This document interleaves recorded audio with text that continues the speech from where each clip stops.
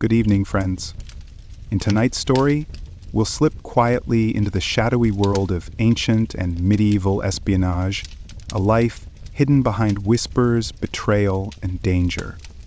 Far from the glamour of modern fiction, being a spy in the ancient world was lonely, brutal, and often fatal. We'll journey across medieval Europe and the Middle East to discover how these spies were recruited, trained, and sent into enemy lands where discovery meant torture or death. This is the story of the invisible wars, fought not with swords, but with secrets. Before we begin, support my work by liking the video and subscribing if you enjoy it. Also, let me know in the comments where you're from and what time you usually go to sleep. It always makes me smile to see people from all over the world tuning in. Now, dim the lights, get cozy, and relax. You're just about to drift off with a story. Before the clash of armies, before the pounding of hooves or the banners rising in the wind, there was always a whisper, a message passed beneath a door, a mark etched in the dust, a merchant who lingered too long at the border. Wars were not only fought on fields of mud and blood, they were prepared in silence, in medieval courts and desert fortresses, in candlelit chambers of kings and sultans. There were always those who needed to know what the enemy planned, where their horses were kept, how many soldiers guarded the gates, and whether the general's wife was loyal. This need gave rise to the quietest profession, the spy, not praised, not honored, rarely even remembered, but always there, beneath history's feet. In a time without satellites or telegraphs, without radios or global maps, a single message carried by a spy could turn the tide of nations. The Byzantines called them agents in disguise. The Abbasids used the term rasad, watchers. In Europe, they were simply informants, but always feared and often hated. A successful spy had to live a double life, to wear lies like clothing, to nod politely in enemy halls, even while memorizing the layout of the walls. And yet, for all their service, spies were considered unclean, tainted, too close to betrayal to ever be trusted again. The life they chose, or were forced into, was one of silence, loneliness, and danger. They had no medals waiting, only the knowledge that for one more day, they hadn't been discovered, and even that could vanish in a moment. But what made a spy? Who were they before the shadows claimed them? To understand the full cost, we must begin not with their missions, but with their recruitment. Spies were not born. They were made carefully, quietly, and often in desperation. There was no open call for intelligence work, no training academies or government badges, only the right pair of ears and the right set of hands, and a life that could be shaped into silence. So who became a spy in the medieval world? It began with need. Kings needed information. Sultans needed leverage. Commanders needed secrets from the other side of a river, a mountain, or a fortified gate. They turned to those who could slip between borders. Not warriors, but wanderers. A poor merchant with debts. A captured soldier spared the axe, a foreigner with no ties, a clever orphan growing up near the docks, a noble woman fallen from favor. Even a slave offered freedom for silence. In the Islamic world, during the Abbasid Caliphate, slaves trained in languages and loyal only to their masters were sometimes turned into eyes and ears, promised manumission in return for service. In Christian Europe, it was often messengers, monks, or pilgrims, men already traveling, already trusted, already forgotten. A monk crossing borders with holy papers could just as easily carry coded messages. A merchant trading silks might also map enemy roads. A pilgrim to the Holy Land might return with news, not of relics, but of garrisons. Recruitment was usually quiet, a whisper in the hall, a purse handed to the right person, a veiled promise at the edge of a camp. Sometimes spies didn't even know they were spies. They were told, just watch this street, count the horses, carry this letter, don't open it. Remember the name of the innkeeper. But once they did it once, they were trusted but never fully used, but never openly. And once in the circle, getting out was nearly impossible. The Byzantine Empire, famed for its layered bureaucracy, was cautious in its selection. Foreigners living in Constantinople, especially those from Persia, Rus, or Bulgaria, were quietly approached through intermediaries. If they refused, they disappeared. If they agreed, they vanished in another way. Into the folds of the state, what mattered was not strength, but loyalty, not fame, but silence. And those who proved useful were trained, slowly, in the skills they would need to vanish, in plain sight.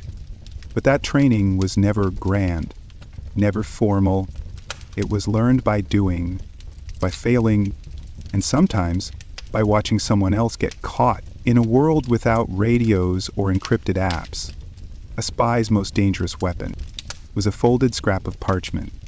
It could carry a king's secret plans, a coded report on troop movements, or a confession meant for only one pair of eyes. But to carry that letter was to carry death.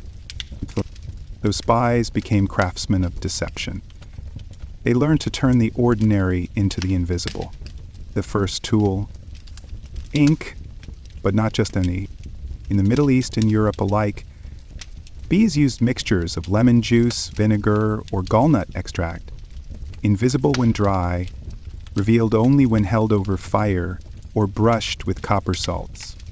One letter might say, "My cousin sends greetings," but another message, hidden between the lines, spoke of armies and alliances. In Constantinople, Byzantine agents used wax tablets. At a glance, it was a monk's sermon, but with a warm blade, the surface melted, to reveal a second message carved underneath. Some messages were disguised as prayers. Others were sewn into garments, hidden beneath linings, or tucked inside hollowed-out cones or candles.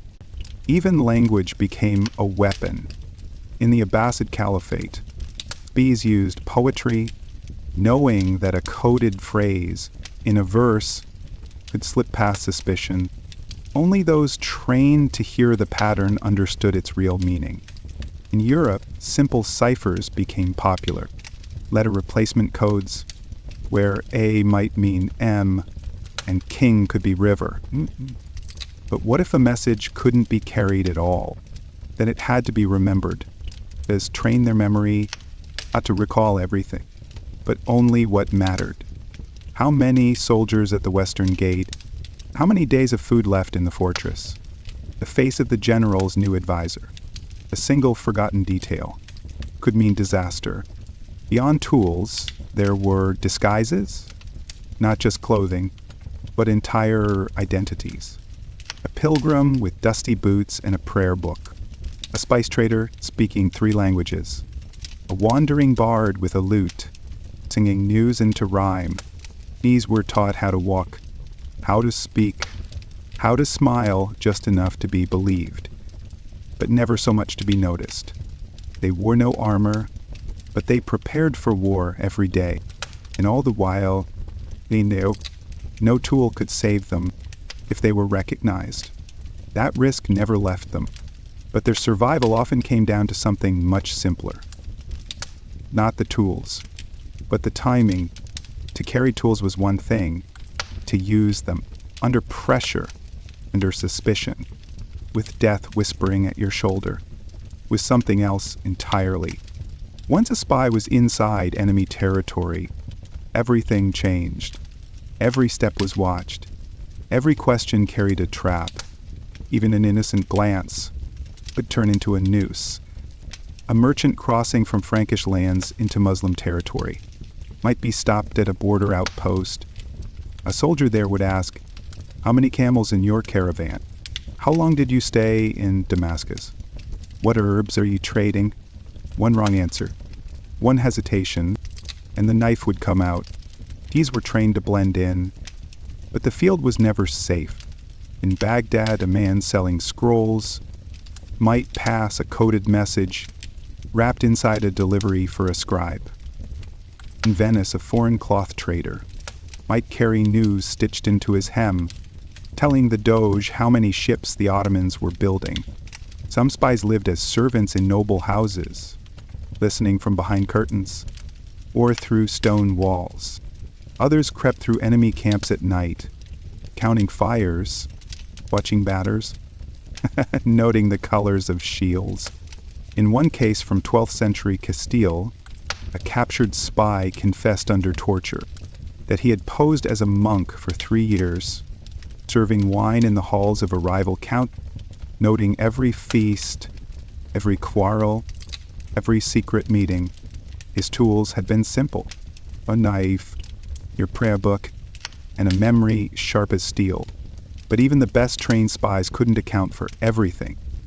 A sneeze at the wrong moment, a curious child, a dog who didn't recognize the scent.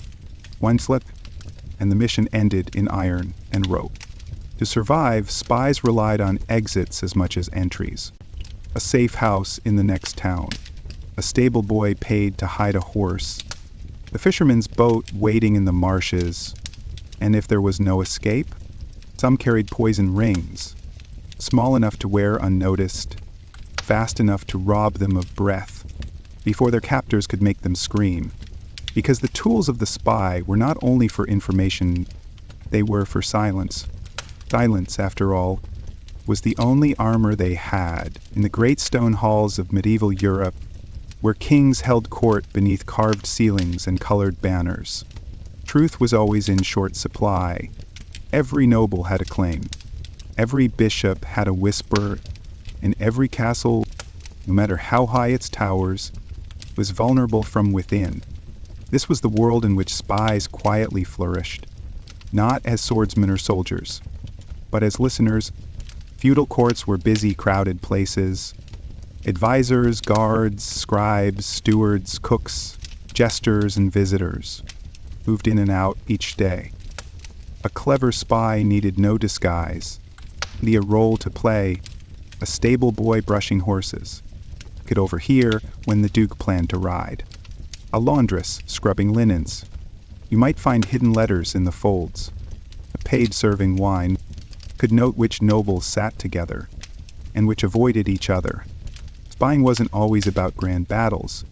Sometimes it was about taxes, grain shortages, succession plans whispered over chessboards.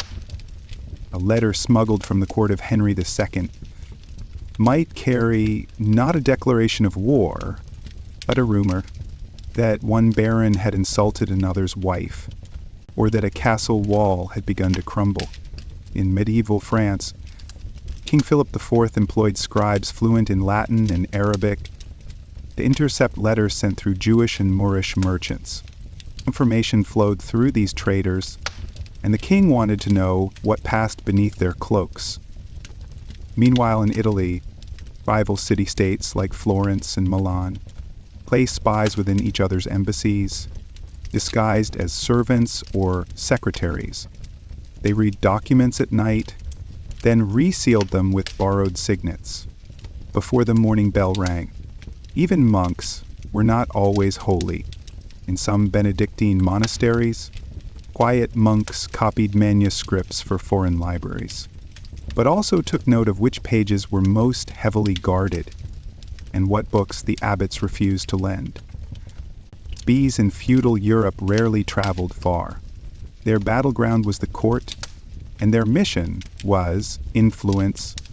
A word in the right ear, a suggestion whispered in the garden, a report slid beneath the chamber door. And yet, no matter how valuable their work, they were always outsiders. No matter how long they served, they were never truly trusted. They walked fine lines, close to power, but never allowed to wield it, privy to secrets, but denied the safety of loyalty. Because in a world ruled by honor and oaths, the spy lived by silence, and silence had no coat of arms, the greatest danger in feudal espionage. was not crossing borders, but crossing loyalties. In a court filled with suspicion, a spy could serve faithfully for years, then be accused by a jealous rival in a single sentence. There was no trial, only a rope or a dungeon. Kings and lords were eager for secrets, but they despised the people who carried them. Loyalty was a word spoken loudly, but it shifted with the winds. Spies often worked for gold, not glory, and gold, unlike oaths, could come from anyone. So betrayal became a language of survival. A man might serve the King of France, then quietly sell a copy of his orders to the Duke of Burgundy, then warn an English envoy that both had armies in motion. And who could blame them? Spies were paid in coin, but punished in flesh. In the Low Countries, a captured spy from Liege was stripped, branded with a fleur-de-lis, and exiled barefoot into the woods. In the Holy Roman Empire, a noble who was revealed to be passing information was sewn into a bag and thrown into the Rhine, his screams unheard beneath the current. There were no medals, no pensions, only the fear that someone had noticed. Because information was not just power, it was poison. One whispered rumor could collapse a marriage alliance. One intercepted letter could send a city into rebellion. And so kings demanded more reports, more messengers, more spies. Networks grew. In Spain, the Reconquista pushed Christian and Muslim kingdoms into constant surveillance. Agents moved between Córdoba and León, sometimes changing religions to hide in monasteries or mosques. But the cost was isolation. These could never truly belong anywhere. Even when they returned home, they were watched, followed, unsuspected. Their hands were never clean enough, their eyes never honest enough. And so many disappeared quietly, bribed into silence, exiled to the edge of a map, or simply vanished. They were chess pieces on kings' tables, useful then discarded. In a world ruled by banners and bloodlines, they were ghosts, always watching, rarely seen, never safe. In the golden heart of Constantinople, where marble streets gleamed and domes pierced the clouds, the air buzzed with information and fear. In the Byzantine Empire, surrounded by enemies and intrigue, learned long ago that survival didn't just come from swords or ships, but from secrets. And so they built something rare for their time, a formal, deliberate intelligence network. It wasn't always called that, but its work rippled through courts and cathedrals, from Persia to the Balkans. Among their most shadowy offices was something known to modern historians as the Bureau of Barbarians. On paper, it was a translator's department, a place for scribes fluent in the tongues of enemies. Slavonic, Arabic, Persian, Latin. They were tasked with recording what foreign emissaries said and what their letters claimed. But behind its polished desks and ink-stained scrolls, the Bureau had another purpose: espionage. Foreign envoys who came to Constantinople were treated to feasts and fanfare, but their rooms were bugged with whisper holes. Their servants were swapped for imperial agents. Their letters were intercepted and copied before being returned to their saddlebags. Sometimes the guests were even served food by a cook who once rode with the Varangian Guard and now took notes on everything that was eaten, said, and left untouched. The Byzantines understood that power came from knowing more than the other side and knowing it first. They paid informants in foreign cities. They bribed tribal leaders along the Danube. They trained double agents to blend into Arab caravans or pretend to be monks in distant monasteries. Some even posed as pilgrims, traveling to Jerusalem or Mount Sinai, carrying hidden scrolls with encoded messages. Their feet blistered, their eyes always scanning. Inside the palace, the emperor kept a special chamber, known only to his most trusted advisors. Here, reports arrived sealed with wax, sometimes in Greek, sometimes in numbers, sometimes as song lyrics, with messages woven into the melody. The Byzantine court was famously paranoid. Plots brewed in every corridor, and spies weren't just sent abroad, they were planted within the palace. One eunuch might report on another. A servant in the empress's chamber might secretly serve a bishop. And the Patriarch of Constantinople himself was not above being watched. And it was a culture of surveillance, not just of enemies, but of everyone. Even the watchers were watched. And yet, this web of secrets allowed Byzantium to outlive its western cousin by nearly 1,000 years. Still, for the individual spy, life was no safer here, because in the Byzantine world, secrets were currency, but they were also dangerous weight. To be caught with one meant you could disappear as quickly as a candle blown out in a hallway. The greatest test for a Byzantine spy did not come in the candlelit rooms of Constantinople, but beyond its gates, out where roads turned to dust and languages changed with the wind. Byzantium's enemies were many: the Abbasid Caliphate to the east, the Bulgars and Slavs to the north, the Normans creeping from the west. Each threatened the empire's borders, and so spies were sent out like threads, seeking to stitch a map from whispers. But the moment a spy left imperial soil, the protection of the purple robe vanished. They traveled as pilgrims, as scribes, as envoys delivering gifts to rival courts. Each role had its risks. Each deception had to be flawless. In the Abbasid realm, Byzantine spies were especially cautious. The Islamic Caliphate had its own vast networks, its own code breakers, and its own prisons. One wrong word in Arabic, one misplaced greeting, and suspicion fell like a drawn blade. Still, agents ventured into Baghdad, into Aleppo, into Cairo, seeking knowledge not only of troop movements, but of diplomatic rifts, supply routes, and succession crises.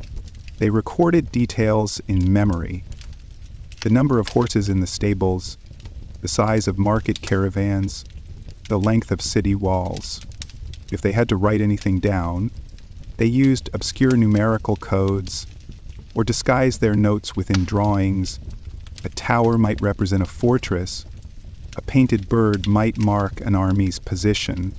Sometimes, the spy had no chance to report back. They might die of illness on the road, be robbed by bandits, or worse, be identified. If caught, there were no diplomatic protections. A Byzantine spy, if exposed in Muslim lands, might be imprisoned, tortured, or paraded through city streets in shame. Some were publicly flogged, forced to confess false claims, or executed at dawn beside city gates. In the north, among the Bulgaris, the punishment was exile, often into forests known for wolves and worse. Still, the empire kept sending them. For every one who failed, another would follow. Because the Byzantine state believed in outlasting its enemies, not always by strength, but by knowledge. And knowledge had a price, a dangerous, solitary, and often forgotten price. To be a Byzantine spy was to walk among strangers, right among enemies, and never fully return home. Even if they lived, they returned with eyes that had seen too much, and were never quite trusted again. In the age when Baghdad shimmered with learning, and Cairo pulsed with trade and scholars, the world of spies did not disappear. It simply grew more elegant, more complex, and no less dangerous. The Abbasid Caliphate, ruling from its glittering capital in Baghdad, was a beacon of knowledge and refinement. Its libraries overflowed, its markets hummed. But beneath this brilliance, the caliphs ruled an empire of many tongues, many beliefs, and many enemies. And so, like the Byzantines, they watched. The Arabic word rasad, watch, was not always used in praise, but watchers were needed to guard against rebellion, to observe far-off kingdoms, to quietly report on allies who might become rivals. Some spies were stationed in palaces, official scribes who copied correspondence, but also made copies for the vizier. Others moved with caravans, traders by name, but informants in truth. They took note of the cities where coins were minted, the mosques where preachers stirred unrest, the ports where foreign ships gathered. And in the shadows, some worked in religious schools, recording what scholars taught and which pupils repeated troubling ideas. The Fatimid Caliphate in Egypt, a Shia dynasty ruling over a Sunni majority, relied heavily on espionage to keep order. They developed a network of informants who reported on sermons, whispers, even market gossip. Their agents posed as bathhouse owners, scribes, and traveling teachers. One might serve tea in a judge's house, not for coin, but for the secrets that floated on steam. Unlike the direct brutality of European courts, the Islamic world often prized subtlety. Punishment for captured spies varied. Some were quietly executed, others imprisoned, a few simply exiled and watched for life. The emphasis was on controlling information, not drawing attention to it. Even the famed House of Wisdom in Baghdad, where texts from Greece, India, and Persia were translated, was not beyond the reach of state watchers, because knowledge was power, and power was fragile. So who were these spies? Not always soldiers, not even always men. Many were slaves trained for secrecy, valued for their discretion and obedience. Others were poets, whose verses veiled coded messages within stanzas and rhythm. One agent might send a letter describing the flowering of trade in Damascus, but a trained reader would note the number of petals in the description, or the colors mentioned in order. It wasn't just art, it was information. And always, these watchers walked alone, into no tribe, trusting no ally, rewarded at best with silence, and at worst with a whisper in the dark. To serve the Abbasid Caliphate as a spy was to walk a path lined with silence. No uniform, no banner, no recognition, only a mission, and the fear of failure. These spies moved between cities with caution, often under the guise of merchants or pilgrims. The traders selling perfume in Aleppo might secretly report on the presence of foreign mercenaries. A scholar visiting Samarkand could note which governors were amassing private militias. Each journey required preparation, not only in language and cover stories, but in understanding local customs. Even the wrong greeting could raise suspicion in distant lands. The Abbasids were particularly interested in the movements of the Byzantine Empire, the Turkic tribes to the north, and the shifting powers in the Indian subcontinent. These traveled on camel and dhow, through deserts and across seas, risking disease, capture, or betrayal at every stop. They reported back using coded letters, invisible inks, and verbal messages relayed through trusted messengers.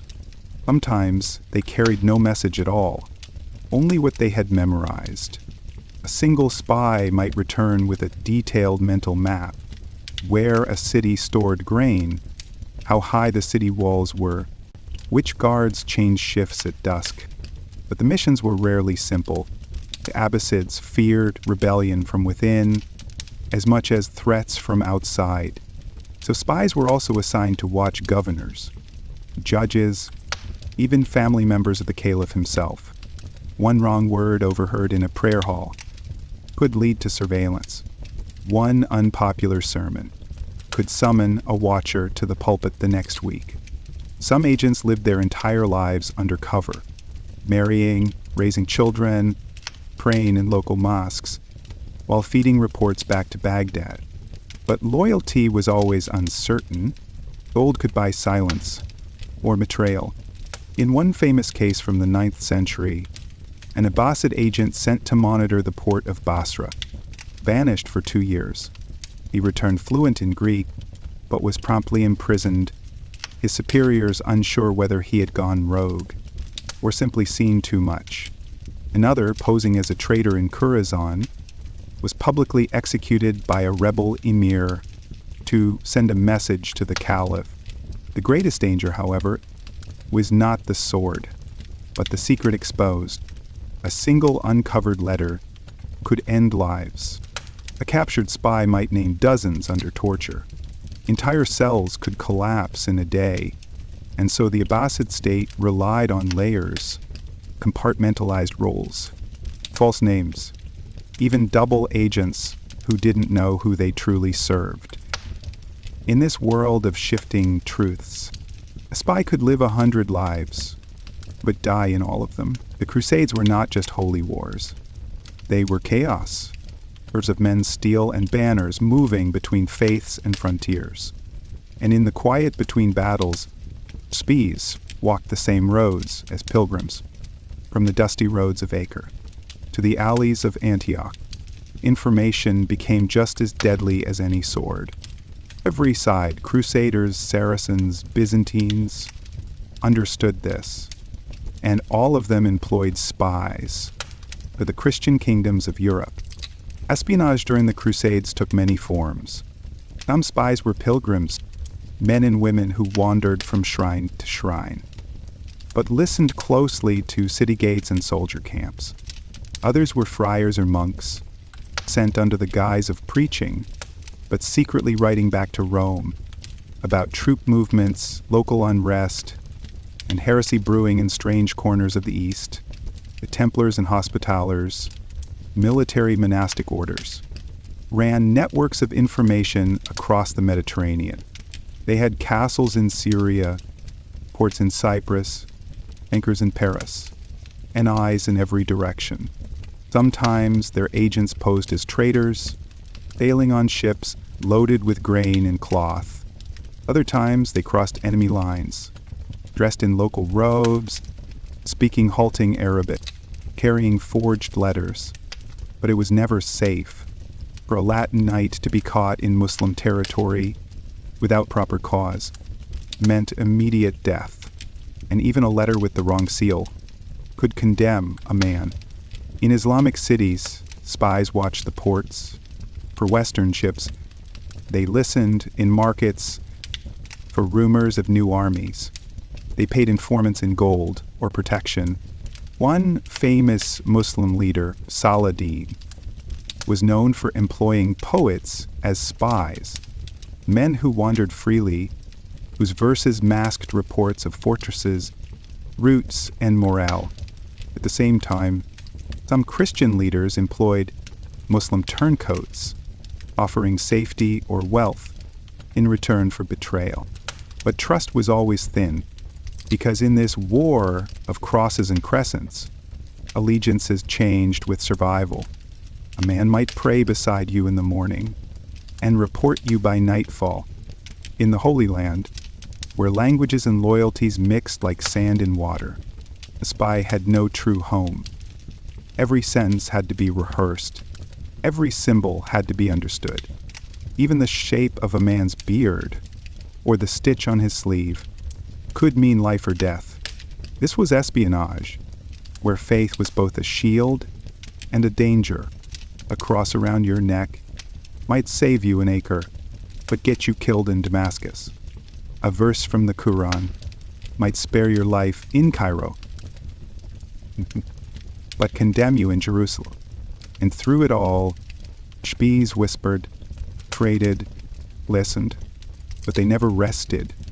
Because unlike knights or kings, no one ever sang songs for the spy. Spying during the Crusades was not a matter of loyalty. It was a matter of survival. Many of those caught between the Latin kingdoms and the Islamic sultanates did not spy for a flag or a cause, but for the gold they needed to feed their families, or the promise of freedom from prison. in Jerusalem, Acre, and Edessa. Even priests and scribes were known to trade secrets, not out of malice, but because both sides asked them to. A bishop might secretly pass information to a Muslim commander, believing it would protect his church from destruction. A captured Muslim soldier might be forced to reveal troop routes, under threat of execution, then released only to spy again for the very army that had once captured him. Spies learned to live with shifting truths.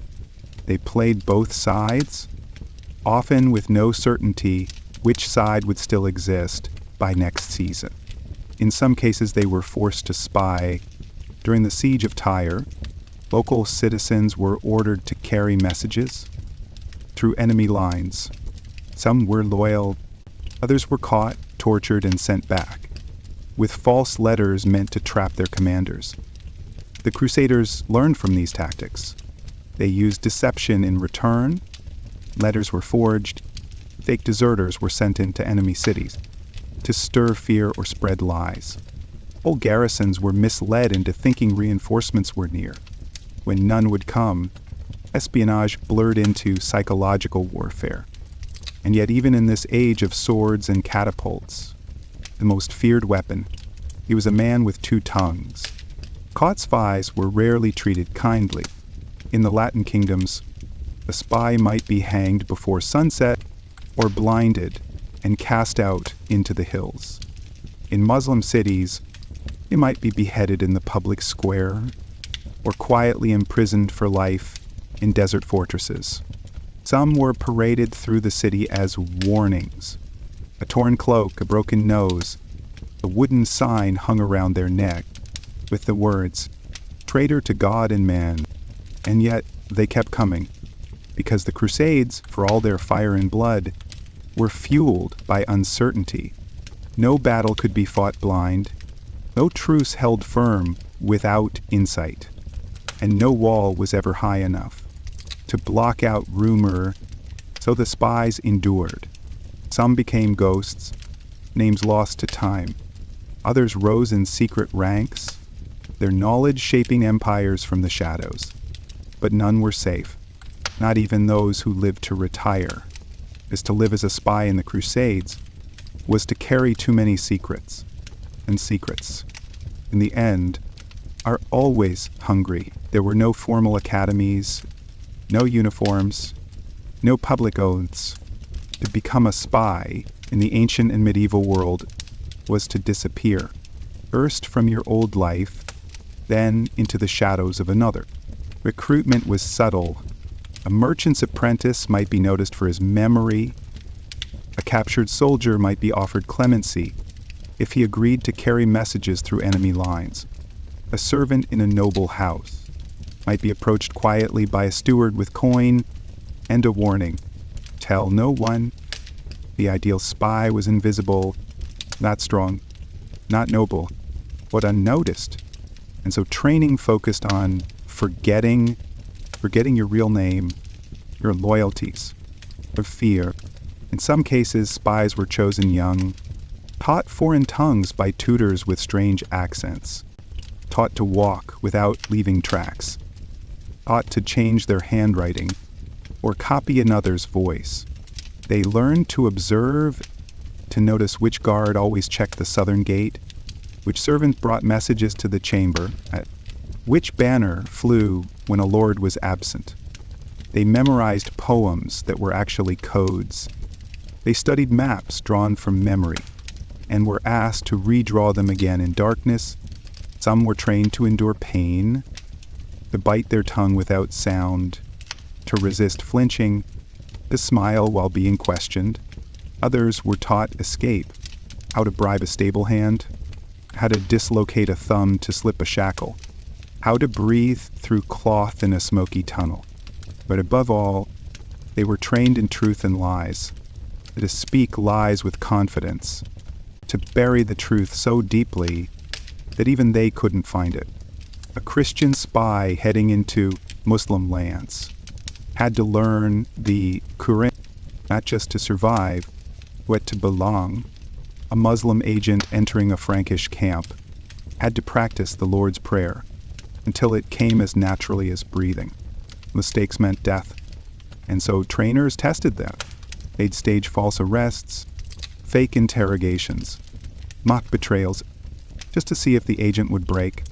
If they passed, they were sent into the field with nothing but a new name, a cover story, and a list of truths they must never tell.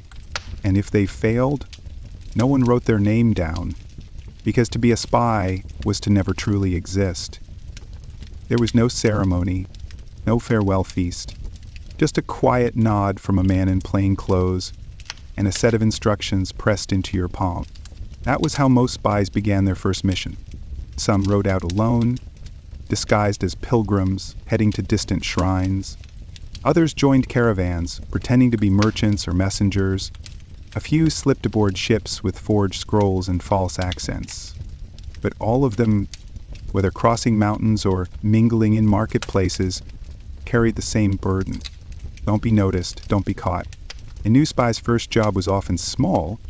Observe the size of a garrison, count ships in a harbor, deliver a letter to a contact in a city inn. Simple tasks, but with unforgiving consequences if anything went wrong. Some froze, their cover shattered at a border checkpoint. A misplaced accent, a suspicious guard, a hesitation when asked to name their uncle's village. Others were betrayed by allies who turned informant, by handlers who vanished when things got too hot, or by the very people who recruited them, wanting a clean way to close a dangerous thread. Those who survived learned to be cautious, but not afraid, bold, but not reckless. They learned to read a room with their ears, to ask questions that sounded casual, but led to valuable truths. They learned to lie without blinking, and to run without hesitation. Because a first mission was often a test, not just of skill, but of heart. Could you sit across from a general knowing he'd hang you for one wrong word? Could you watch a friend be arrested and not move to help? Spies could not afford attachment. They could not afford remorse, because they carried other people's secrets and their own silence. Failure meant more than death. It meant the people who trained you would pretend they'd never met you. Your letters would be burned, your name scratched off the ledger, and your body left in a ditch, unmarked. But those who succeeded, they were given more missions, more names, more lies. Some grew cold, others grew paranoid, but all of them learned. To be a spy was to lose yourself, piece by piece. The world remembered kings and battles, but not the spy who bribed the guard to leave the gate unlatched, or the spy who dropped false maps in a tavern. They were ghosts, made and unmade by secrets, and it all began with that first step, beyond the city walls. Cloaked in someone else's name, Venice was a city built on water, but it floated just as much on secrets.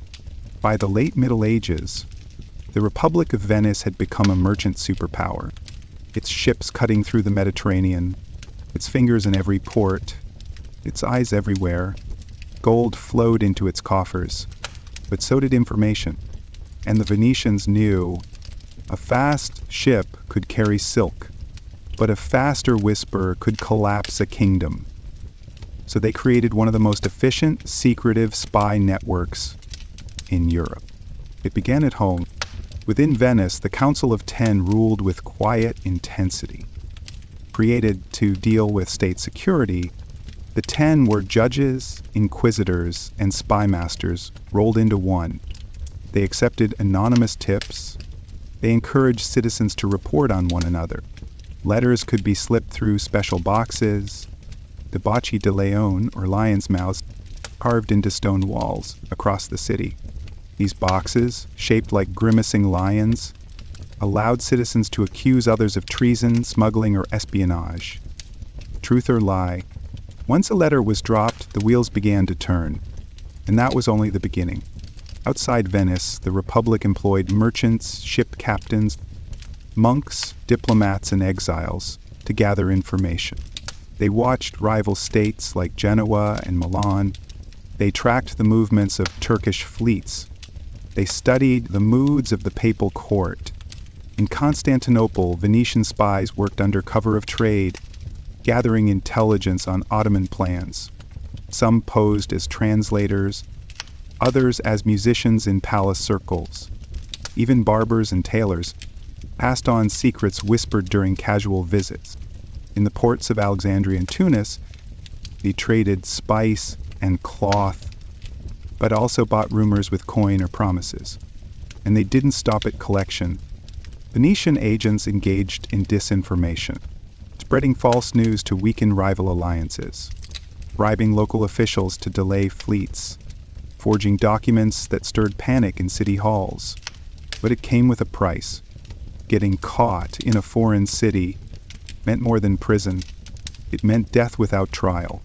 Some were drowned at sea, their mouths stuffed with parchment, a warning to others. Others were tortured for names, then hanged from foreign battlements. As the sun rose behind their swinging forms, still men kept signing up. Why? Because in Venice, successful spies were rewarded with property, with influence, with silence in their favor. But failure meant vanishing, even at home. The Council of Ten was not known for mercy. Spies who returned with suspicion upon them might disappear one night into the dark canals, never to be seen again. Because in Venice, loyalty to the state was above loyalty to life, and the state always watched. As the Ottoman Empire expanded across the east, Venetian spies followed its sails. Sailing from the shores of Anatolia to the harbors of Tripoli, they watched, quiet as the wind in the rigging, disguised as traders, translators, and ship captains. Venetian agents blended into the cosmopolitan swirl of Muslim, Christian, and Jewish merchants. Some operated from embassies, official Venetian outposts wrapped in silks and courtesy. Others worked from the shadows of inns and brothels, where drunken whispers could be bought for a silver coin. One such spy, known only in letters as MM, lived in Istanbul for 3 years. Posing as a silk merchant, he sent coded messages hidden in bolts of cloth, tightly rolled, then sealed with wax. Inside were maps, numbers, and careful notes on Ottoman shipbuilding, troop movements, and the names of rival diplomats. But even in disguise, danger lingered. The Ottomans knew they were being watched. They had their own agents and their own punishments. A Venetian agent caught forging papers might be flayed and left at the city gates. Another could be handed to janissary guards. Men trained in obedience, but not mercy. Those suspected of spying were sometimes interrogated for weeks, not just for what they knew, but to turn them into double agents. Some cracked. Others gave false information, hoping to escape with their lives. The sea was no safer. Venetian ships carried messengers and informants, hidden below deck or disguised as crew. Pirates, often hired by rival states, searched for them, sometimes torturing entire crews, and find the man with the wrong accent or too many coins. Corsairs in the service of the Barbary states knew which vessels to watch. And if they found even a single coded message, it could mean the end of every man aboard. To be a Venetian spy was to live between two worlds, the clean halls of the ducal palace and the bloodied alleys of Constantinople. One misstep, one misplaced seal, and the sea might be your only grave. And yet, these men persisted, because Venice was not merely a city, it was an idea, a floating empire, a machine of silk, salt, and shadow. And someone had to keep it breathing. It began not with a whisper, but with a confession. In medieval, the church was not just a place of worship. It was a kingdom without borders, a power that reached into every castle, every village, every soul.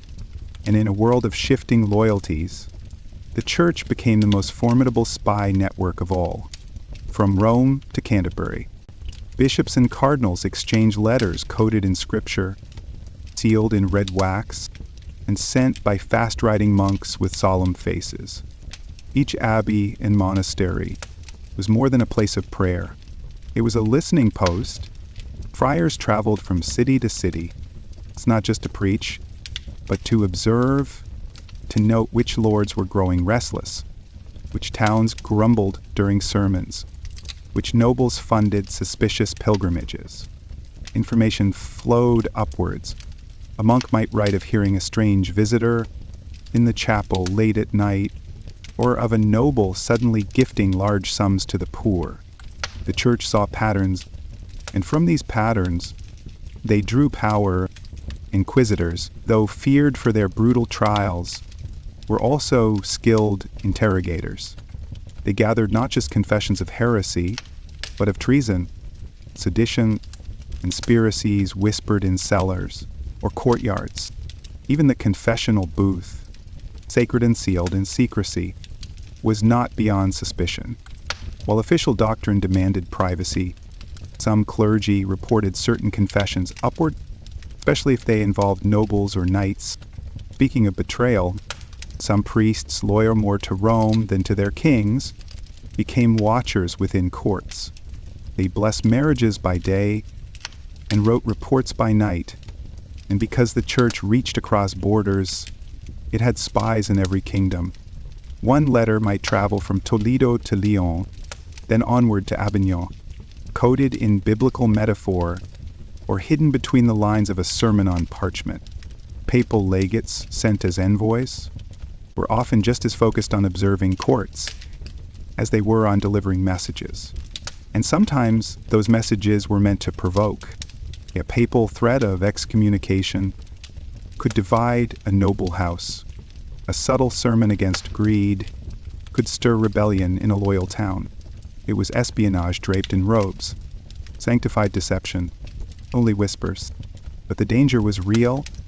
Clergy accused of spying for rival powers could be stripped of office, exiled, or worse, delivered to the very inquisitors they once served beside.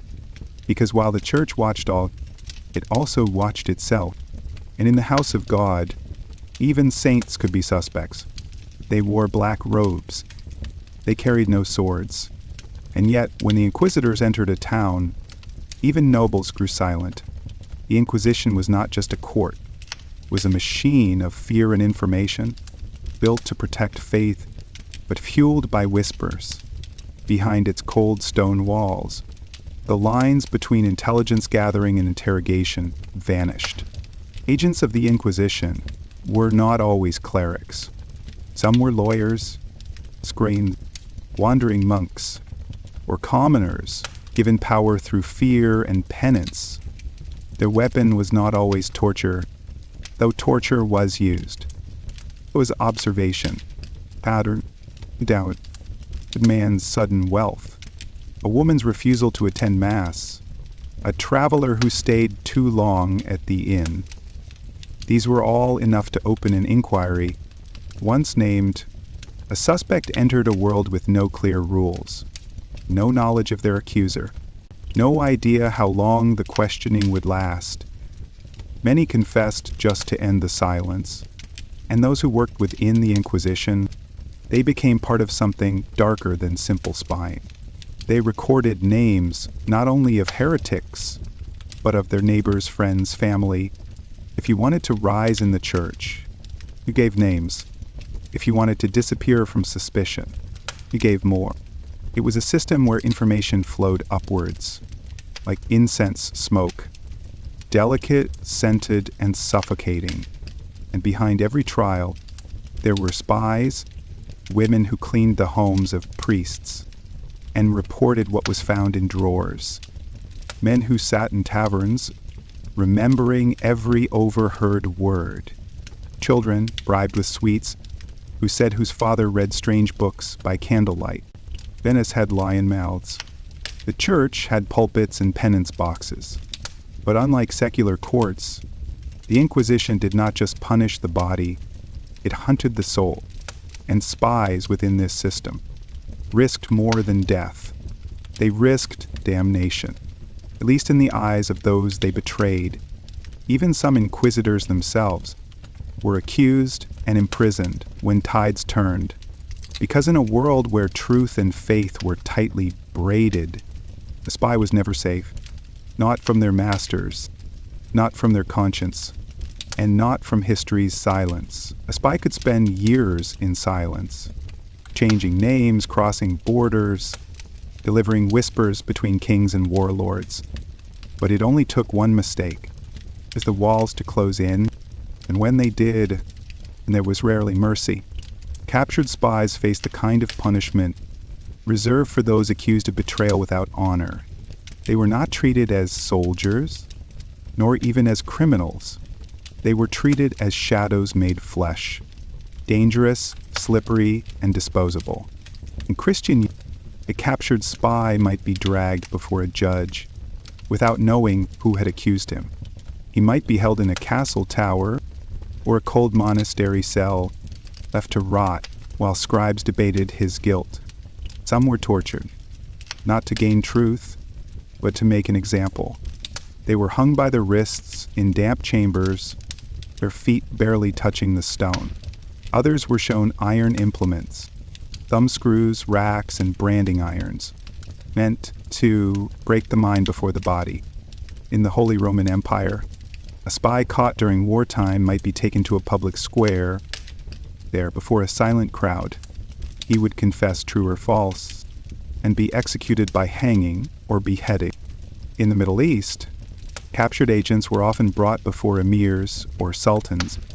Some were interrogated for weeks, housed in dark cells, their identities picked apart by translators and scribes.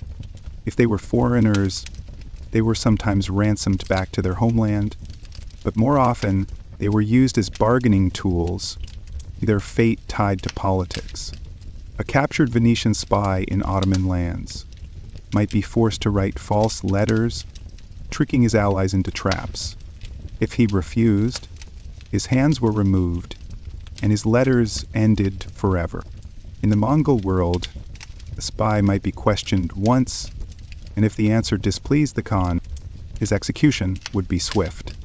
But if he was clever, he might be kept alive, used to pass false information back to his masters. And yet, even this was a kind of death, because a turned spy was never trusted again. Most spies who were captured never returned home, and if they did, they were watched for the rest of their lives. Even among their own people, they were marked, not by scars, but by the knowledge that they'd once been caught. In every castle and court, the lesson was the same. You could be clever, you could be careful, but if you were ever caught, that you were alone. In the world of ancient and medieval espionage, some spies met a swift death, in dungeons, deserts, or public squares, but many more simply vanished. No trial, no execution, no funeral, just a missing face, and a silence that settled over taverns and households like a thick fog. Sometimes a spy was sent on a mission and never returned. A caravan would arrive with one man missing. A ship would dock without its captain. A town would hear whispers that someone had been taken, and no one would ask too many questions. Because to know a spy was dangerous. To speak their name after they were caught was even more so. Many were buried in unmarked graves, in enemy fields, beneath city walls, or beneath the floor of the very castle where they once spied. Others were held for years in secret prisons, stone rooms with no windows, deep beneath fortresses or monasteries. Some lost their minds in the dark. Others clung to memories of their mission, repeating details in the dark, as if one day someone might listen, but no one ever did.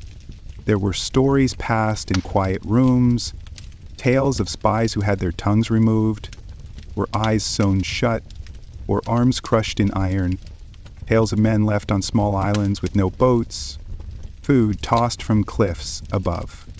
In some regions, a spy was not executed at once. Instead, they were allowed to live, but always watched. A prisoner in plain sight. Some lived like ghosts, stripped of status, forbidden to speak to old friends, given a new name and forced into exile. The others, they were already dead. Worse still were the rumors of spies turned into instruments, forced to work for their captors, to betray the people they once served. Some took their own lives before that fate could come. But even death didn't always bring peace. In villages and courts, superstitions grew around those who spied. It was said that spies who died with secrets could not rest, that their spirits wandered crossroads at night, muttering names and riddles, that the wind that carried whispers through castle halls was the breath of the forgotten ones. Mothers warned their children, "Never lie like a spy, or you'll vanish like one." And so, while knights were buried with banners and kings with crowns, the spies were buried with nothing. No name, no songs, no memory, only the faint echo of their steps, in places where no one dared to speak aloud. While the tales of espionage often speak of men in cloaks, it was the women, often overlooked, who moved with greatest freedom through locked doors and guarded halls. In the courts of Europe and the bazaars of the Middle East, women were underestimated, and so they listened, observed, and carried secrets. In silence, in noble courts, queens, ladies-in-waiting, and court attendants had access to private rooms and closed-door meetings. They arranged marriages, managed correspondence, and prepared feasts where politics were whispered more than spoken.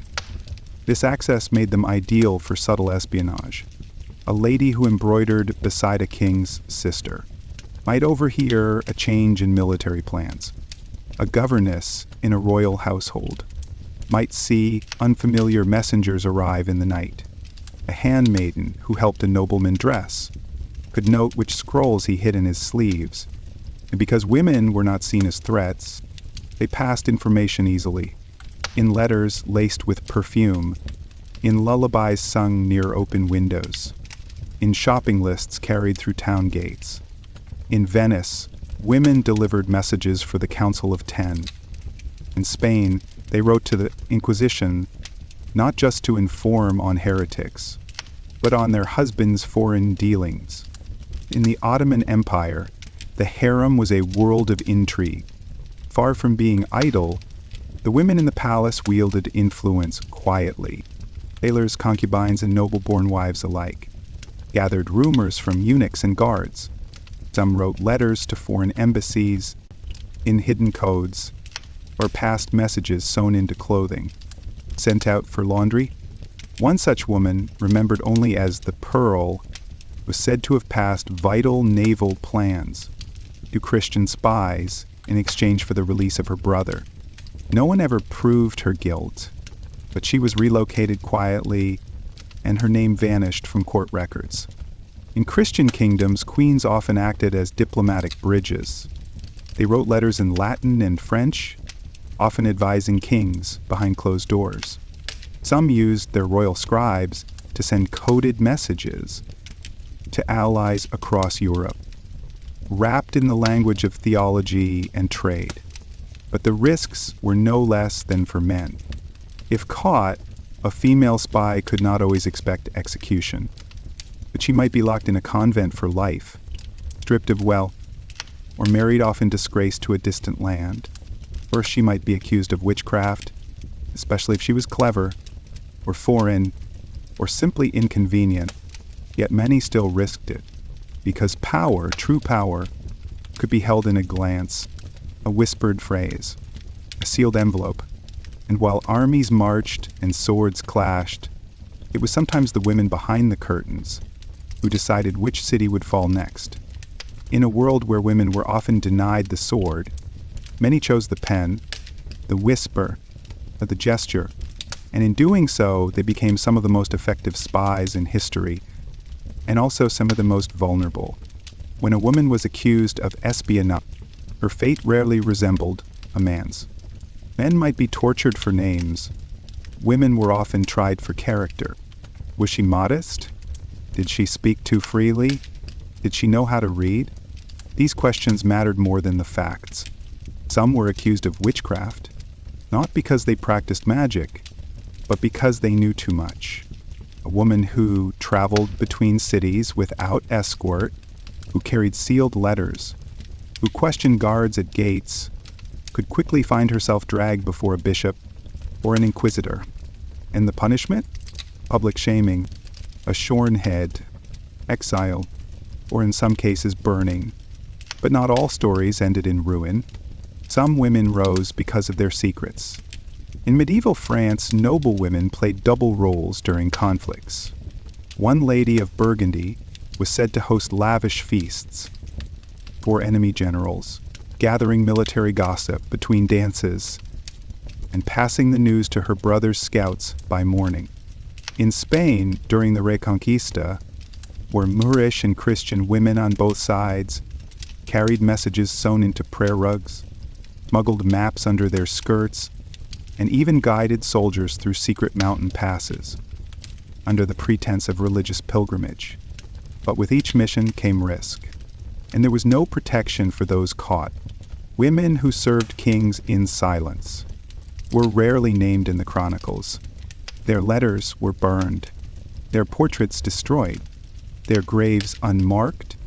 Others were remembered, but only as whispers. The widow who knew too much, the abbess who betrayed a prince, the veiled dancer who vanished after the siege. Even those who succeeded often paid a private cost. A lady might win favor in one court, but be reviled in the next. A princess who passed secrets to her homeland might be forced into marriage with the very kingdom she undermined. In the end, the life of a female spy was not one of glory, but of careful silence. She could never speak her deeds aloud. She could never tell her children why they were spared when others were not. But she knew, she remembered, and sometimes in the margins of forgotten letters, or the footnotes of dusty chronicles, a single phrase survives. She was trusted, and she was never caught. Long before typewriters, before satellites, before microchips and miniature cameras, there were still secrets. And those secrets needed protection. So spies, monks, merchants, and monarchs turned to clever hands and hidden ink to conceal the truth in plain sight. In the ancient world, a message could be life or death. But if a letter fell into the wrong hands, it needed to say nothing at all. Hidden inks and trickery. One of the oldest tools in a spy's kit was invisible ink. Across the Islamic world, Europe, and Byzantium, spies used lemon juice, milk, or vinegar to write messages between the lines of ordinary letters. The paper seemed blank until it was held over a flame, and the secret script emerged in brown ghostly strokes. Some used iron gall ink that faded over time, or mixtures of rice water and ash. Others hid messages in layers, one letter written, then covered with wax and another pinned on top. But these methods were only as clever as the spy using them. If the letter was too clean, too precise, a sharp-eyed clerk might suspect. That's why spies often dirtied their own messages, smearing them with wine or crumpling them to make them seem worn. In Venice and Florence, scribes loyal to the state wrote on scrolls, lined with poetry and psalms, but between the verses, a faint secondary script waited for trained eyes. The birth of cipher writing. As states grew more sophisticated, so did their codes. In 9th century Baghdad, scholars like Al-Kindi studied frequency analysis, learning how to break ciphers by counting repeated letters. And so spies had to invent newer, trickier codes. By the 13th and 14th centuries, Europe was full of cipher wheels, shifting alphabets in codebooks, known only to a few trusted agents. A message might say, "The olives ripen early this season," but it meant, "Attack at dawn." Some codes used numbers to replace letters. Others used entire languages, Latin, Arabic, Hebrew, chosen because they were unfamiliar to the enemy. Some ciphers were so complex that even the kings who received them needed clerks to decode them. And if that clerk died, so did the meaning of the message, hidden in plain sight. But the cleverest spies didn't hide their messages. They hid themselves.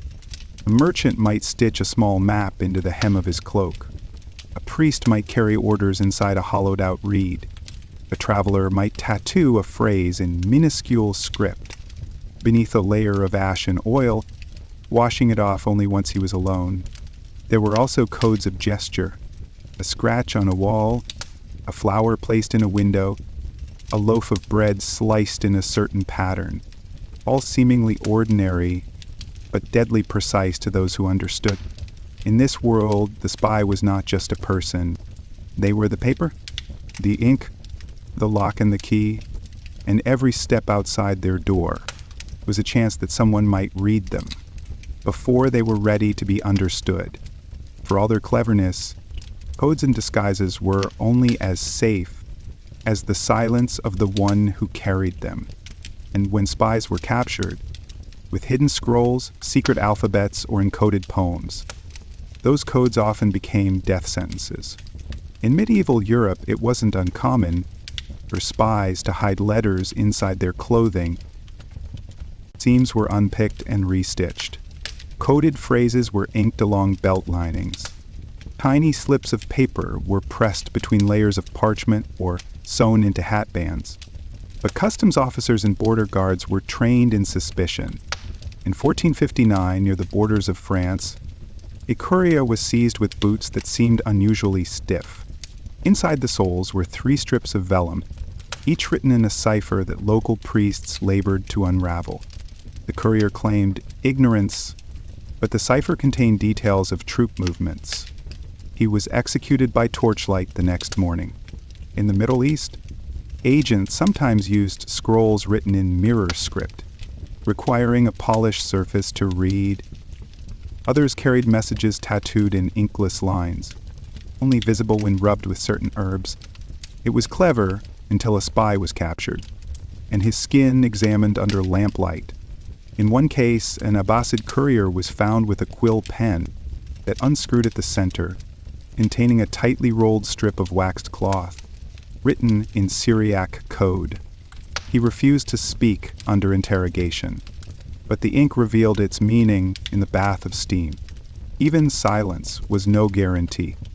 In some courts, agents were trained to memorize their messages entirely. They carried nothing, but if captured, the pressure to speak grew unbearable. Sleep deprivation, mock executions, the sound of screams from behind thick doors, some cracked. Others died with the secrets still locked behind their teeth. And when messages were intercepted, the consequences rippled. An entire rebellion might fail because one rider was caught in a rainstorm and took shelter near a suspicious village. A diplomatic marriage might collapse because a single letter never reached the castle. In the Spanish kingdom, when a noblewoman's maid was caught carrying a laced ribbon with names stitched into the trim, her entire household was placed under surveillance. 3 months later, 2 cousins vanished from court. No explanation, just silence and cold windows. Some codes were never broken. To this day, scrolls found in forgotten chests, filled with glyphs, squiggles, stars, and dots, sit unread in museum vaults. Who wrote them? What did they reveal? And who died protecting them? No one knows, because in the end, a spy's greatest strength wasn't his sword or code. It was his silence. And sometimes that silence lasted centuries. In the ancient and medieval world, faith was power, and wherever power lived, spies followed. Religious institutions, temples, churches, mosques, were among the few organizations that spanned borders, connected kingdoms, and welcomed strangers with open arms. It made them perfect places for spies to pass, linger, and listen. The Pilgrim's Path. Thousands traveled each year to holy cities: Jerusalem, Mecca, Santiago, Rome. They came as pilgrims, weary, devoted, cloaked in simple garments. But among them were messengers, informants, and observers sent by rulers to gather news, watch rivals, or carry discreet letters across dangerous terrain.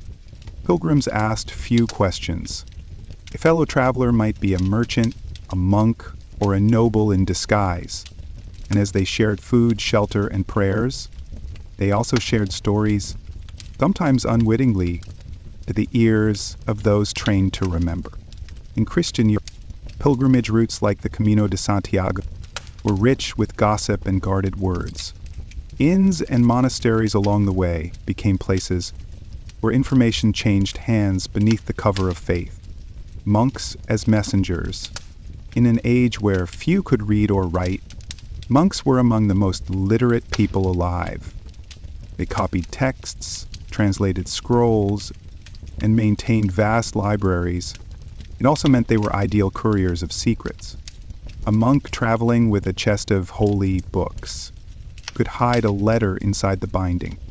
A priest's psalter might contain marginalia, coded with messages meant for foreign courts.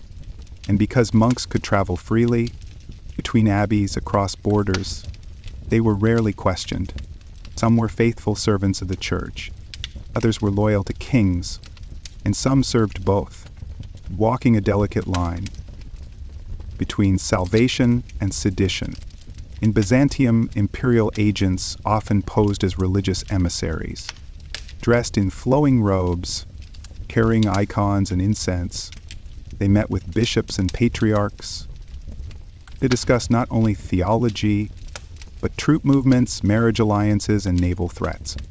In the Abbasid Caliphate, scholars and imams served as scribes and eyes, especially in distant provinces where the caliph's reach was thin. Faith a shield and sword. Being a religious figure offered some protection, but not always. If a monk was caught carrying treasonous words, he might be tried by the church or quietly passed to secular authorities. A priest who served two lords might find himself tried for heresy as a way to silence him without scandal. There were whispers of spy priests in border towns of Spain, men who led prayers in one language and crossed the hills by night to deliver messages in another. And in Jerusalem, where Crusaders and Muslims clashed, clergy were often detained for questioning. Some were beaten, some vanished, some were exchanged like pawns, because in the eyes of kings, faith could inspire loyalty, but it could just as easily be used to hide betrayal. Not all who wore the cloth served only God. Some served kings, some served empires, and some served secrets. In every great kingdom, there were whispers of monks, priests, and pilgrims who were not what they seemed. Their stories rarely made the chronicles, but they were spoken in monastery halls, beneath cloisters, or beside firelit inns. The false pilgrim. In the early 14th century, a quiet man arrived in Paris claiming to be a wandering Benedictine. He wore the right robes. He recited prayers in Latin. He slept in monasteries and offered blessings to the poor. But he was no monk. He had been sent by a foreign king. His mission, to observe, to report, and to quietly befriend a young noble whose family was plotting rebellion. He stayed nearly a year. When he was finally unmasked, the betrayal was so quiet that even the abbey that housed him was never told. They simply said Eldon was recalled to Rome, the spy confessor, in Castile during the long wars with the Moors. confessor to a noble family was found to be sending coded letters in the folds of altar cloths. He had been with the family for years, blessing marriages, baptizing children, hearing sins. But every few weeks, he rode alone to a distant priory where he left messages beneath a stone near the cemetery wall. A passing scribe, suspicious of the confessor's travels, who followed him once. What followed was a quiet arrest, a swift inquisition, no further mention in any records. The family simply woke one day to find a new priest waiting in the chapel. Martyrs or agents? And yet not all religious spies were villains. Some worked to prevent wars, to smuggle prisoners from danger, to bring peace where armies failed. A nun in Provence was known to pass messages between Christian and Muslim lords, asking for safe passage for pilgrims and captives. She was caught once, interrogated, then quietly released. Perhaps because her knowledge was too valuable, she lived out her life in a small convent, refusing to speak of the letters she had once carried. Some say she was a traitor. Others say she saved dozens of lives. The risk of the cloth. To be a spy was dangerous. To be a spy in holy robes was doubly so because the fall was steeper. A soldier might be imprisoned. A merchant might be fined. But a man or woman of God, if caught in deception, could face eternal judgment, tried not just by kings, but by bishops, by inquisitors, by the silent scorn of their peers. Some were defrocked. Some were imprisoned in monasteries for life. Some were excommunicated, cut off from the very God they once claimed to serve. And some were made saints. Their spy work forgotten, their silence interpreted as holiness. Because in the end, few knew the whole story, and those who did never told it. By the late medieval period, the role of the spy had evolved. No longer just lone messengers or wandering informants, these were now part of something greater. Networks built by kings, emperors, and caliphs to pierce shadows and preempt rebellion. These networks were vast, fragile, and secret, and for those inside them, they offered opportunity, but also enormous danger. The rise of royal espionage.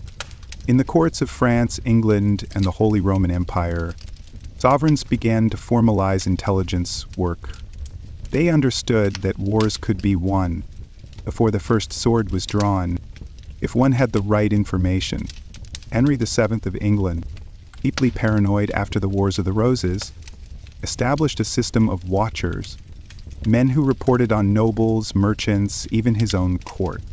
They passed letters under doorways, delivered coins marked with secret notches, and paid informants in taverns and town squares.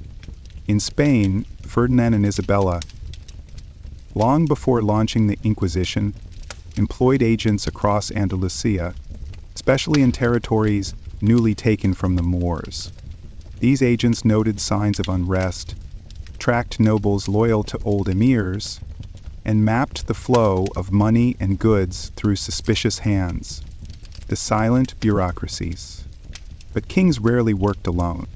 They surrounded themselves with scribes, chancellors, confessors, and foreign translators. Many of these men, especially scribes, acted as silent spies. They copied letters twice. They opened wax seals, read what was not meant for their eyes, and resealed scrolls as if untouched. Some kings even kept secretaries of secrets, trusted men who oversaw the kingdom's invisible battles. They hired spies, tracked traitors, and decided who lived or died by what they knew. These men never appeared in royal portraits, but their handwriting appeared in 1,000 places. Bribes, blackmail, and betrayal. Espionage wasn't just about noble missions. It was dirty, dishonest, and often deadly. Bribes were common. A guard might be paid to look the other way, a scribe to delay a message by one day. Blackmail was worse. One noble's illegitimate child, another's hidden debts. These became weapons. A merchant's secret loyalty to a rival state could be turned into silence or forced service.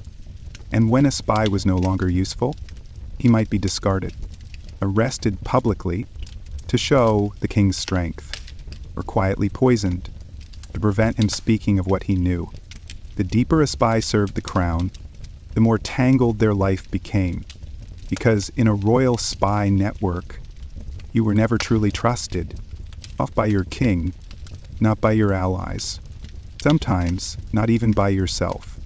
The spy's world was one of shadows layered upon shadows.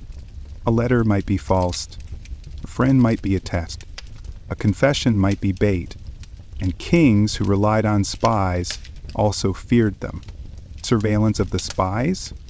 In England, under Elizabeth White, Francis Walsingham built a vast spy network with informants in Italy, Spain, and across Europe. But even Walsingham's spies were watched. Double agents were common, and some letters sent home were intercepted by other spies working for rival English lords. A man could be recruited by the crown, only to find his handler reporting to a different master. Or worse, the king himself might quietly order the spy's elimination after a successful mission, just to ensure silence. Some historians believe that a number of spies died not from enemy capture, but from friendly fear. Court spies and the fear of betrayal. In court, the most dangerous enemy was familiarity. Spies, who operated in noble houses, among pages and wine tasters, were sometimes sent to report on allies, and if their name was discovered, they might not be arrested. They might simply vanish.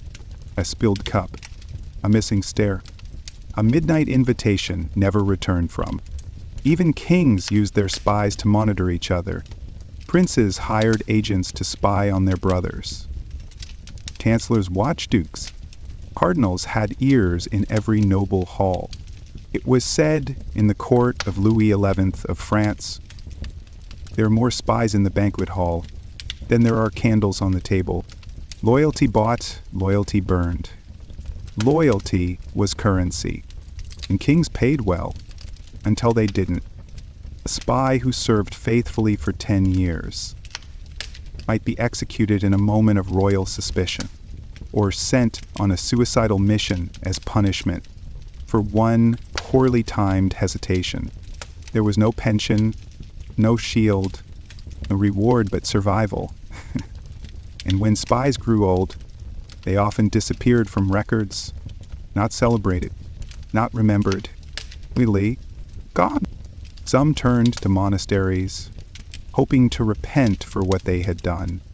Others changed names, settled in distant towns, and lived with the ghosts of 100 secrets. They could never speak aloud, a life of half-truths. To be a royal spy was to live in half-truths, to doubt every ally, to question every command, to sleep with one eye open and speak with one ear turned, because in the end, it wasn't the enemy you feared most.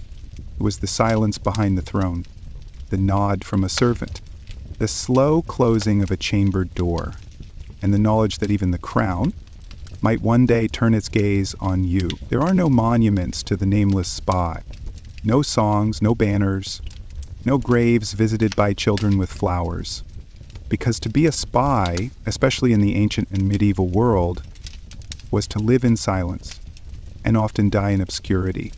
After the mission was over, after the secret was delivered, after the king had what he needed, what became of the spy? Often the answer was, disposable shadows. In the courts of Christendom and the caliphates, spies were praised in whispers and discarded in silence. A man who had risked his life to smuggle maps across mountains might receive a pouch of coins, a nod from a steward, and an unspoken suggestion to disappear, because a living spy knew too much. And the closer a spy had come to danger, the more dangerous he was to those who sent him. In the late 12th century, A French courtier named Etienne served as a courier between rival houses. He passed letters for years, never breaking seal, never asking questions. One day he was summoned to court and rewarded with a cloak. The next day he was found drowned in a river. No one investigated. It was assumed he had outlived his usefulness. Retirement in silence. For those fortunate enough to survive, retirement looked nothing like the rewards promised in legends. Some were quietly given a cottage near a border town, a small stipend, and firm instructions never to speak of their past. Others took vows and entered monasteries, seeking peace or atonement. Some tried to return to ordinary life, a merchant's stall, a soldier's barracks, a farmer's field, but many found they no longer fit in. They had spent too long lying, too long listening without speaking, too long trusting no one. There are records of former agents found muttering to themselves in taverns or dying unnamed in poorhouses, with no family to claim them, because who would mourn a man who never truly existed? Legends that were never written. And yet, some spy stories survived, not as truth, but as whispers and myths. There was the woman in red, who passed through Constantinople every winter, always carrying 2 satchels, never staying more than one night. There was the old monk in Sicily, who knew the royal court's secrets better than the king's advisors, and yet was never seen writing a single letter. There was the soldier who spoke 10 languages, and vanished after a peace treaty was signed, never seen again. Were they spies, or merely ghosts left behind by a world that had no place for them? We will never know, though their names faded and their graves were left unmarked. The work of ancient and medieval spies did not vanish. It simply changed shape. What once was done by lone messengers, by whispering monks, by veiled pilgrims on dusty roads, would become the blueprints for modern intelligence. But before it became official, before agencies and uniforms, there were centuries of trial, betrayal, and forgotten faces, the early foundations. In the final years of the Middle Ages, as kingdoms expanded and commerce grew, the spy's role became harder to conceal and harder to deny. Some rulers began to acknowledge the need for permanence. They created offices of correspondence or councils of secrets, designed not only to gather information, but to store it, to keep records, monitor patterns, and prepare for long-term threats. In Venice, the Council of Ten developed a reputation for maintaining one of the earliest organized espionage systems.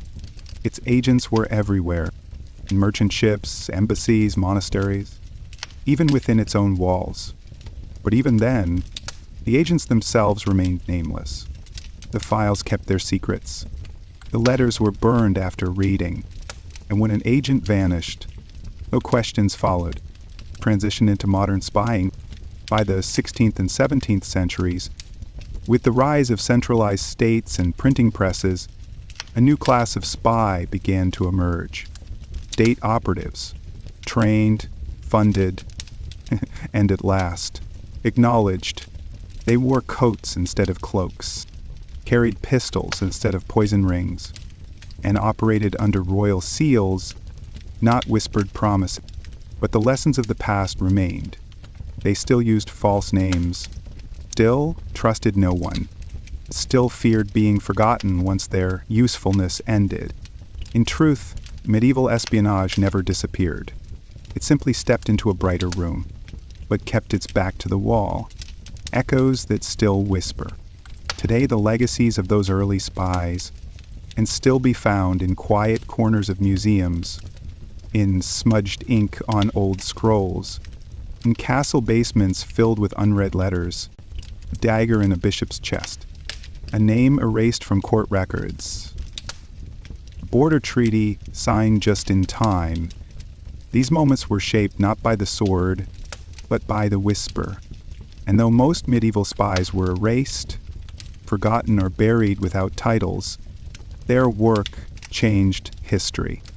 They were the ones who listened when no one else could, who remembered when it was dangerous to know, who walked between walls and words, never knowing if they would see morning. Not saints, not villains, the shadows that moved the world. Not all spies were men, and not all power wore a sword. In the hidden corridors of courts and caliphates, some of the most dangerous and effective spies wore silk instead of steel and entered not through gates but through trust. Women in ancient and medieval espionage rarely appear in chronicles, but their absence is not silence. It is shadow. They were courtesans, midwives, letter carriers, noble daughters, nuns and harem companions, and they were often far more dangerous than the men they served beside. The courtesan as informant.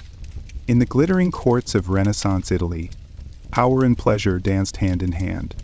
Courtesans were often better educated than the noblemen they entertained, skilled in poetry, music, diplomacy, and languages. But some were also skilled in memory, a whisper shared in wine-soaked laughter, a name dropped during a game, a map glimpsed on a desk. These could be passed to rival courts. By morning, Venetian state archives mention one such woman, never named, who was said to have relayed the entire contents of a French envoy's message, just by watching his gestures while he read it aloud. She disappeared weeks later. No trace. No mention in any death roll. Women behind the curtain. In the Islamic world, especially within the Abbasid and Ottoman courts, many powerful women lived within harems, secluded from public life but intimately connected to it. These women spoke with ambassadors, received gifts from visiting dignitaries, and managed inter-court politics with ruthless precision. Some of them became informants, fixers, or intermediaries, carrying intelligence between factions. Others were used by spies. One captured Seljuk spy confessed under interrogation that he had bribed a laundry maid to overhear the wives of generals as they gossiped during baths. It worked. The movements of an entire cavalry unit were exposed and ambushed days later. Women in cloister and cell. In Christian Europe, some nuns lived cloistered, but many traveled educated girls or managed convent estates. This gave them both mobility and discretion, a rare combination for a woman in that age. One Dominican sister in Spain was later revealed to have copied letters for 3 different noble families. She used illuminated initials to mark certain phrases, a private code between her and her contacts. Another, in Bohemia, was accused of feeding information to Hussite rebels. She was never tried, but this quietly transferred to a convent deep in the mountains. The church knew when to keep its secrets buried. The risk of knowing. For women, the danger was doubled. If caught, they were not only punished for espionage, but for defying gender roles, for daring to step beyond the bounds of obedience. Punishments were brutal: shaming, mutilation, cloistering, or death by methods meant to erase, not martyr. As a woman who knew secrets was a threat to more than kingdoms. She threatened order itself. And yet they served, in shadows, in silence, and in stories never written. For every female spy who was caught, there were 10 more whose stories dissolved into fog. Half-truths, rumors, and quiet myths, told in kitchens, monasteries, or border taverns. Their names were rarely recorded, but their echoes survived. Because even in a world that denied them swords or scrolls, some women rewrote history in the margins. The letter reader of Damascus, a tale passed down in the markets of Damascus, tells of a young widow who ran a shop copying official letters. She had no noble birth, no military rank, only ink-stained fingers, and a sharp memory. It said she could memorize an entire scroll. while pretending to edit grammar. One evening, a letter destined for the Seljuk court passed through her hands. The next morning, she vanished, and a rival emir's men intercepted the courier on a mountain pass. Some believe she was captured and executed. Others say she was taken in by the emir as a prized advisor. Her name is forgotten, but in that part of the city, the street is still called the Alley of the Ghost Scribe, the Duchess with Two Faces. In the courts of Burgundy, there were whispers of a noble woman who served both France and England during the 100 Years' War. She held salons filled with poetry and perfume, but beneath the velvet, she was said to carry coded messages stitched into the hems of her gowns. One guest noticed that the embroideries on her sleeves always changed, and that the pattern matched the number of troops that marched a week later through Normandy. There was no arrest, no trial, only silence. Some said her husband sent her away. Others claimed she fled to a convent in Florence. And one rumor, never written down, claims she lived to old age and trained 2 daughters to carry on her craft. The legends behind the veil. In Persia, the Shah's court was once shaken by a failed assassination attempt. The ill to the man was caught. He confessed he had been sent by a neighboring prince and that a woman in the Shah's harem had helped him. The Shah ordered all the women questioned, but none confessed. No proof was ever found. Still, one chamber remained locked for weeks, and when it reopened, one servant was missing. Years later, a merchant swore he saw her in Istanbul, dressed as a Sufi, trading in books, still watching. Was she real? No record proves it, but her tale is still told among tea sellers in the old city. The disappearance of memory. We do not know how many women spied, how many warned kings, delivered secrets, or saved lives only to vanish into silence. But we do know this. They walked between lines, between walls, between roles assigned and roles stolen. They were punished more harshly, phrased more quietly, and remembered only by those who knew how to listen to what history tried to bury. In their lives, they were ghosts, but in memory, they are shadows that never left. It does not matter the century, it does not matter the empire.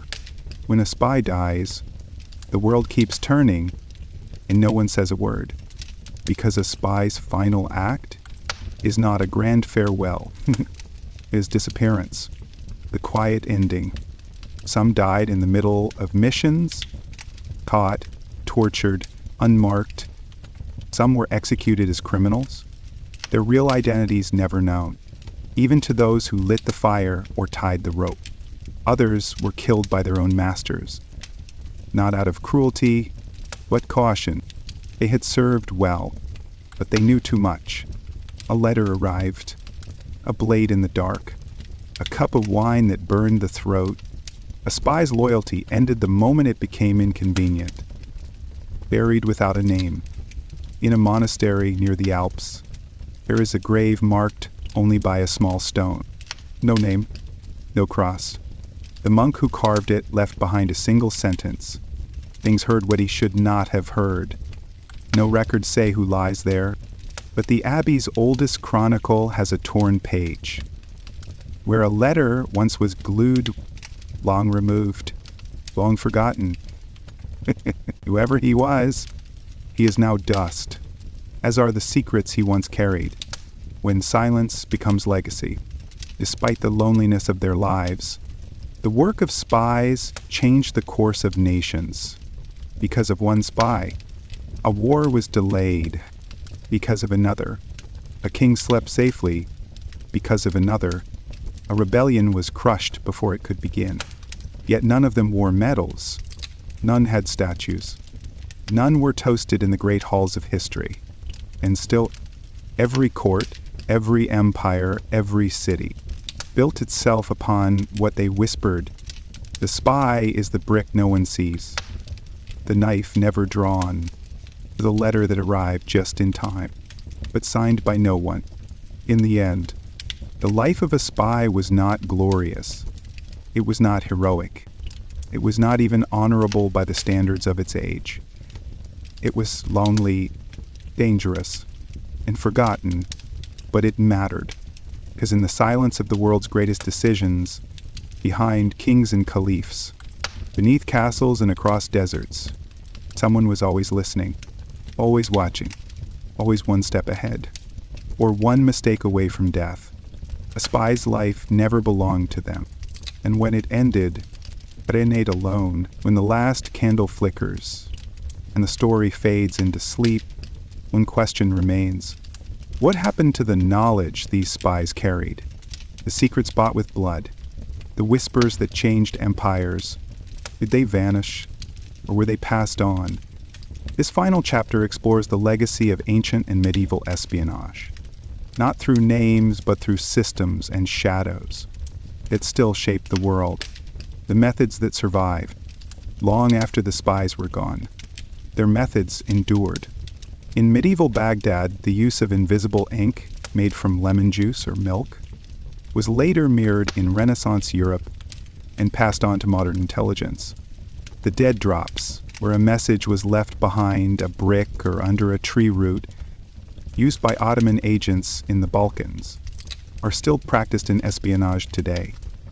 Even the idea of the double agent, someone who feeds false information while pretending loyalty, was born in the courts of ancient Persia and perfected in the palaces of Europe. Every silent step laid the foundation for the intelligence networks of the 19th, 20th, and 21st centuries, institutions built on shadows. By the time states became empires, and empires became nations, the knowledge of how to watch, deceive, and manipulate had been codified. The British Crown, the French courts, the Ottoman Sublime Porte, all drew on generations of hidden informants to build systems of internal and external surveillance. The spy had become not a lone traveler, but a file in a drawer, a report on a desk, a network in a city. What was once done in taverns and temple courts was now done in embassies and sealed with waxes of a different color. The spy as archetype. In stories, the spy became legend. The cunning diplomat, the seductive courtesan, the shadowy monk. Fiction began where forgotten truth ended. The lives of medieval spies inspired tales of silent heroes and clever tricksters, from folk tales to stage plays, and centuries later, novels and films, but the real stories were messier, more painful, less glamorous, and those who lived them would likely have laughed bitterly at their own romanticized shadows. What remains? What remains of those men and women who risked everything to know what others did not? Not much. A few lines in a forgotten scroll, a name crossed out in a ledger, a grave with no stone, but their legacy lives in the silence that surrounds power, in the unspoken questions that shape diplomacy, in the quiet paranoia of rulers who smile for portraits. But wonder who listens through the walls, because history remembers kings and generals, but it was often spies, tired, unknown, hunted, who made the decisions before the battle even began. And though they are long gone, their footprints still stretch, from castle walls to embassy halls, from scroll to satellite, from shadow to screen.